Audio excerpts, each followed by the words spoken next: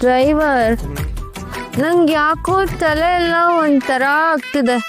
ನನಗೂ ಅಷ್ಟೇ ಗೌರಿ ಅವರೇ, ಒಳ್ಳೆ ಹಡಗಲ್ಲಿ ಹೋಗೋ ಥರ ಫೀಲ್ ಆಗ್ತಾ ಇದೆ.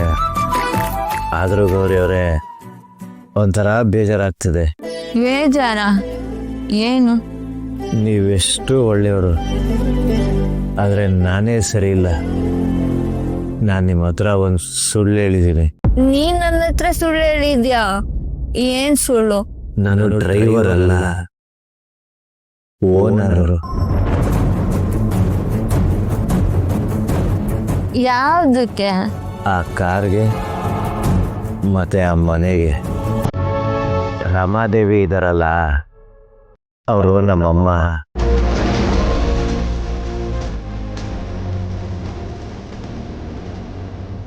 ನಾನು ಅವ್ರ ಎರಡನೇ ಮಗ. ನನ್ನ ಹೆಸರು ಪ್ರೀತಮ್ ಹರ್ಷವರ್ಧನ್.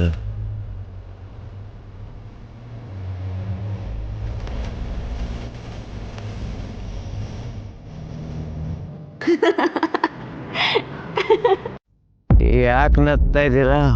ಹೌದಾ, ನಾನೊಂದು ಹೇಳ, ನಾನು ಮಹಾರಾಣಿ ಮೊಮ್ಮಗಳು. ನೀನು ರಮಾದೇವಿ ಅವ್ರ ಮಗ ಆದ್ಮೇಲೆ ನಾನ್ ಯಾಕೆ ಮಹಾರಾಣಿ ಮೊಮ್ಮಗಳಾಗ್ಬಾರ್ದು? ನಿನಗೆ ಕುಡ್ದಿದ್ದು ಜಾಸ್ತಿ ಆಗಿದೆ, ಅದಕ್ಕೆ ಈಗೆಲ್ಲ ಮಾತಾಡ್ತಿದ್ಯಾ.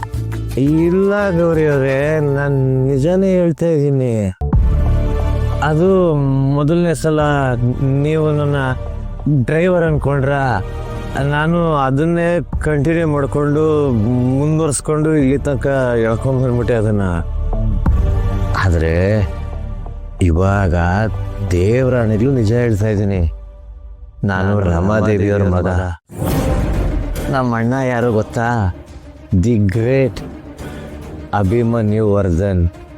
ನಾನೊಂದು ತಮ್ಮ.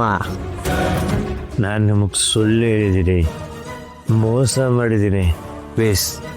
ಪ್ಲೀಸ್ ಗೌರಿ ಅವರೇ, ನನ್ನ ಕ್ಷಮಿಸ್ಬಿಡಿ.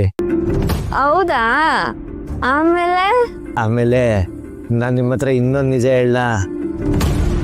ಅವತ್ತು ಮೊದಲನೇ ಸಲ ನಿಮ್ಮನ್ನು ನೋಡಿದ್ನಲ್ಲ, ಅವತ್ತೇ ನನಗೆ ನಿಮ್ಮೆಲ್ಲ ಆಗೋಯ್ತು.